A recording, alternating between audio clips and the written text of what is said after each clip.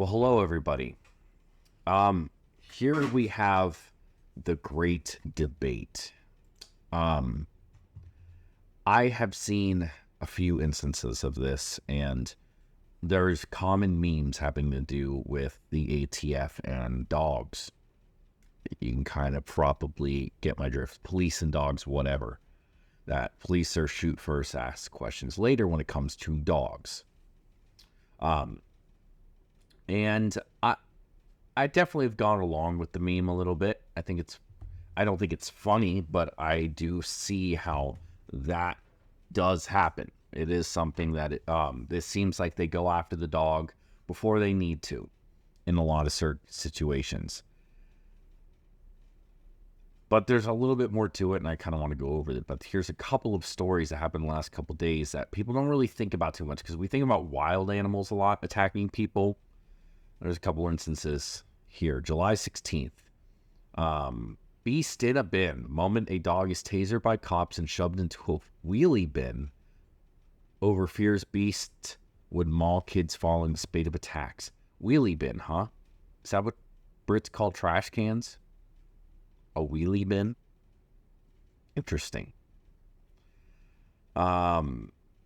The muscular dog was laying incapacitated on the pavement when it was put in a bin by police. West Midlands police officers were called to Milverton Road in Coventry on Tuesday to a report that dogs were fighting in the street.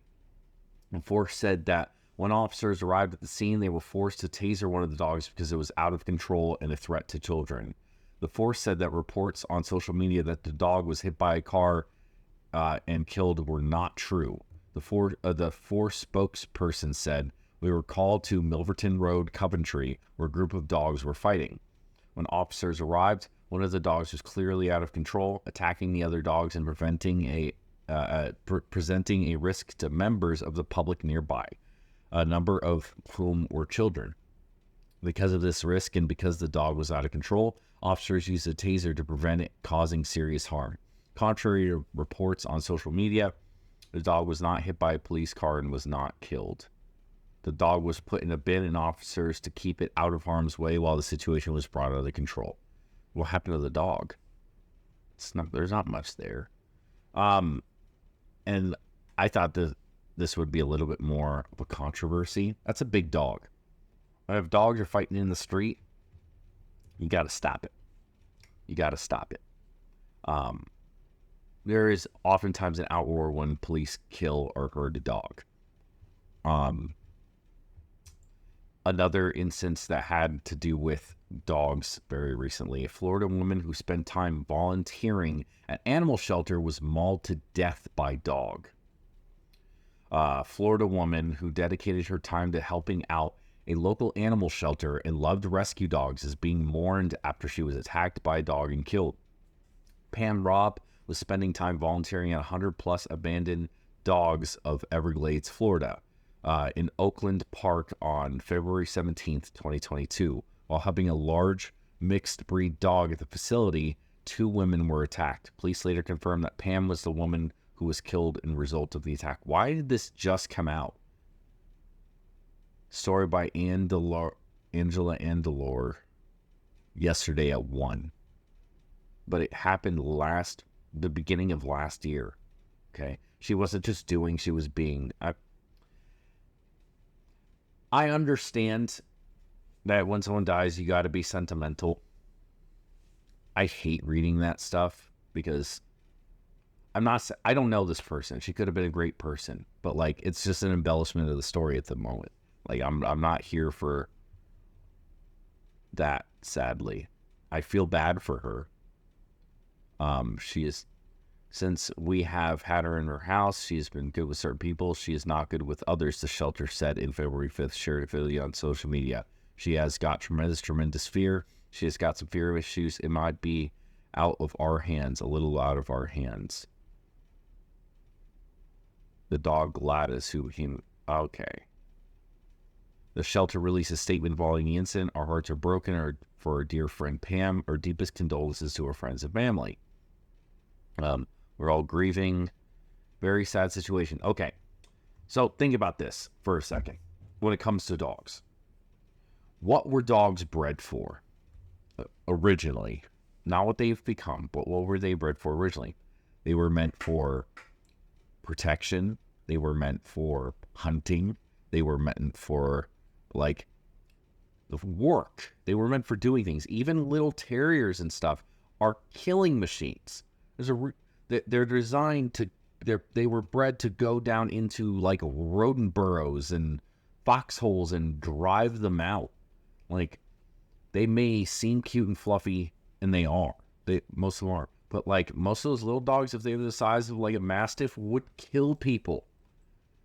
Okay? Those big dogs have been bred to be able to defend a certain group of people. Some of them have a nicer temper than others now that we've made them pets. But a lot of dogs, they're still animals. They will still revert back to that. And they don't have a problem with mauling somebody to death if they feel like they're threatened and they have the ability to. How many people do you think die of snake bites every year in the United States? Before I go any farther, drop the comment down below. If you're watching right now, drop how many snake bite fatalities do you think happen in the United States? Don't look it up, don't cheat. I'll tell you at the end. I'm going to go over, screw you, Chewy. I used to work at Chewy. Sucks. It's just as bad as Amazon. They treat their workers like shit. I worked all the way up, and I was a lead, making like $16.50 an hour, running multiple departments. I knew how to run every single department in the outbound section. Like, that's how high up I had gotten just from being taught how to do it, not getting pay boosts for it. I was leading things. I was in 2 separate, like, things where you basically make the area run more efficiently without spending any money. It saves the company hundreds of thousands of dollars. And I got interviews to become a lead. And then they bring people in from other places that have degrees, even though I didn't have a degree. And they wanted me to train the people. Fuck you. To anyone who does watch that was from my Chewy days, the people were mostly awesome. I can't complain. Anyway, 20 dog bite statistics. It doesn't really matter to me how the statistics on all the stuff. Like, there's so many dogs around, like, it doesn't really, like, matter as much, like, how many people are bit, because people are going to get bit by dogs, and it could be a little bite, it could be a big bite. 800,000 of the bites out of the 4.5 million require medical attention. Yeah. But roughly 30 to 50 people are killed by dogs each year. Think about that. And 70% were not from a family pet. And only 10% of reported dog bite deaths can be linked to a specific breed. Yeah, so, like, it's not just pit bulls, even though they use something that looks like a pit bull here. It's not just pit bulls. It's just dogs, like medium to large size dogs in general, who can do it. The small dogs would do it too, but they just physically can't. Like, they can bite, but they and people are like, oh my god, it's so cute. How many of the videos on Vine and TikTok back in the day were people, like, playing with their cats and dogs, and then the dog, like, attacks the camera and they're like, oh, and that's the joke. If that was a big dog and it actually did the same thing, it would be a serious issue. Dogs, I love dogs. Don't get me, I am not afraid of dogs. I'm just trying to put this into perspective that it's a serious thing. Dogs are no joke, and we just don't think about them because they're everywhere. In 2020, 46 people were killed. Of the 4.5 million dog bites a year, 0.00001% are fatal. Fatal dog attacks get all the publicity, but they are just a fraction of the story. And they rarely get publicity compared to an alligator attack, which on average is about 3 people, again, a year. There's 3 to 5 people a year. In Florida, that is. It's very rare. Shark attacks, it's like 6 people a year worldwide. But in the United States, this is just the United States. This isn't around the world. It's all about your perspective. A woman working with dogs at like a rehab facility, it happens a lot more than you think, because you get a scared big dog in there and it only takes a few seconds for it to be over. That's all it takes. People need to understand that animals are animals. And that's why, like, when I say things like, okay, someone gave me criticism on the bear incident. I think it was yesterday. It was like, your dog's running after a bear and you're going to go after the bear. Of course it's going to bite you.